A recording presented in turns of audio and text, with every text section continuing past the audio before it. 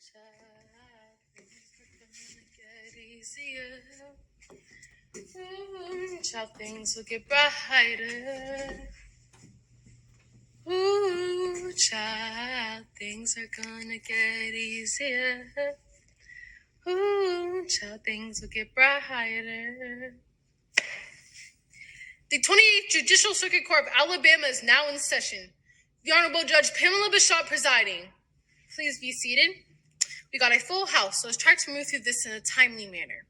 We are here today because kids are paying the price for America's prison binge. The day my mother went to jail was the beginning of my life's destruction. No one will ever actually understand me until their mother is legally separated from them. I know what my mom did was wrong or against the law, but I can't seem to understand where my mandatory love, attention, discipline, understanding, and home education is going to come from. For so long, I tried to make sense of these state rules and regulations, but I can't seem to understand why there is no alternative punishment for crime-convicted mothers with babies. My mom went to jail when I was 11 and only seen her twice. The state of Texas may be glad I got a minor league drug user off the streets, but never gave me or my brother a second thought. Most people think I'm a loser because of who my parents are, but I love school and I love learning and I found my own way. But huge numbers of kids with parents in jail or prison never graduate high school and certainly don't aspire to attend the Ivy League, and far more likely to become incarcerated ourselves. There are a handful of programs designed to help us and our parents and caregivers, but very little awareness of the issues that we face. Every morning I play a game with my father. He goes knock, knock on my door, and I pretend to be asleep. Till he gets right next to the bed, then I get up and jump into his arms. Good morning, Papa. My Papa, he tells me I love you. We share the game. Knock, knock.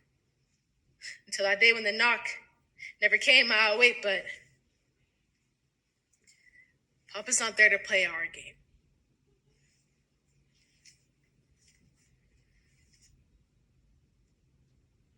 According to a 2018 report from the U.S. Department of Justice, over 2 million adults were incarcerated in America by the end of 2016.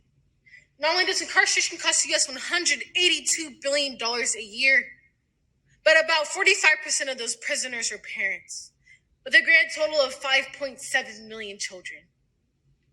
The effects of mass incarceration as it relates to children is overlooked by those who don't realize how it affects a child's mental health, social behavior, and education. So, by using the poem Knock Knock by Daniel Beatty, the song Ooh Child from Nina Simone, the stories Just Mercy and an excerpt from Sesame Street, and the articles from New York Times, Mother Jones, and Marshall Project, the program. For the girl who couldn't have her mother take her to the first day of school. For the boy whose dad couldn't teach him how to tie a tie. And for me, who lost my dad to America's prison system. For all the children doing time with their parents to know, we are not alone. And while changes are being made, we must not forget the children and families of those incarcerated. Alex, maybe we can get our dads, then we can race cars together. I don't think so. Oh, come on, it'll be fun. Just ask your daddy. Well, he can't do it. He's not around right now. Well, where is he? Somewhere else. I don't like to talk about it, okay? It's just, all this talk about where he is got me really sad. Well, because your daddy's away and you miss him? Yeah. But because of where he is, too. My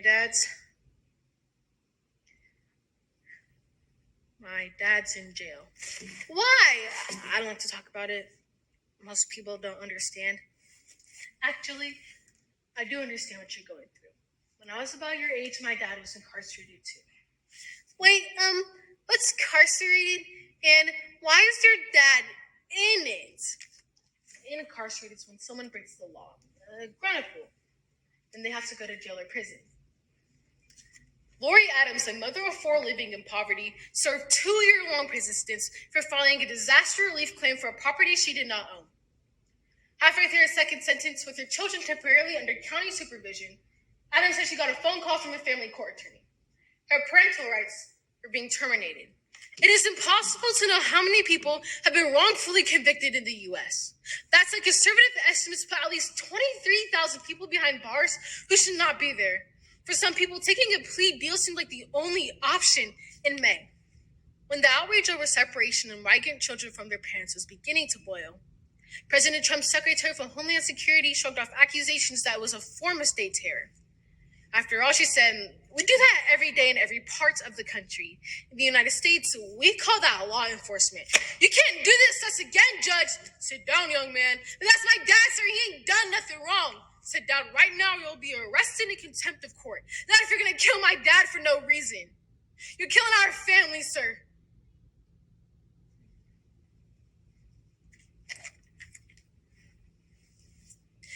If we say we are committed to equal justice under law, to protecting the rights of every citizen, regardless of wealth, race, or status, then we have to end this nightmare.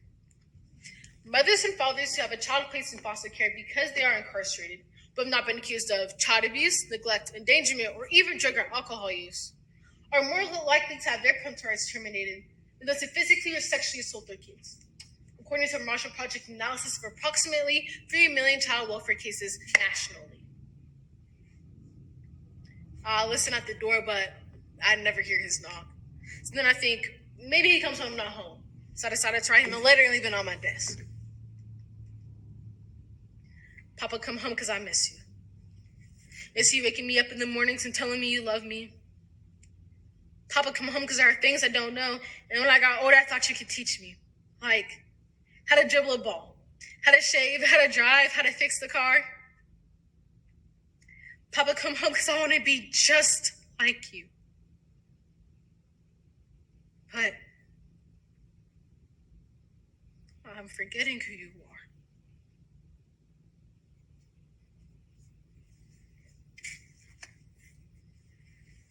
I've learned that each of us is more than the worst thing we've ever done. That the opposite of poverty is justice. That the character of our nation isn't defined on how we treat the rich and privileged, but how we treat the poor, disfavored, and condemned. If we can look at ourselves honestly and closely, I believe we will see that we all need justice. We all need mercy. And perhaps we all need some measure of unmerited grace. The only real information I had about my dad came in letters. That's okay, baby. He tried to say on the phone, I apologize for not writing. You write me when you want to. I'll be waiting, patiently and happily. He kept writing. For a long time, that was all I needed. Until, of course, I needed more. No longer will I be there to knock on your door, so you must learn to knock for yourself. Knock down the doors that I could not. Knock to open new doors to your dreams. Knock for me for as long as you become your best. The best of me still lives in you. Knock with the knowledge that you are my son and you have a bright, beautiful future. For despite my absence, you are still here. Knock, who's there? You are. Ooh, child, things are gonna get easier. Ooh, child, things will get brighter. Someday, we'll walk in the rays of the beautiful sun. Someday, when the road is much brighter.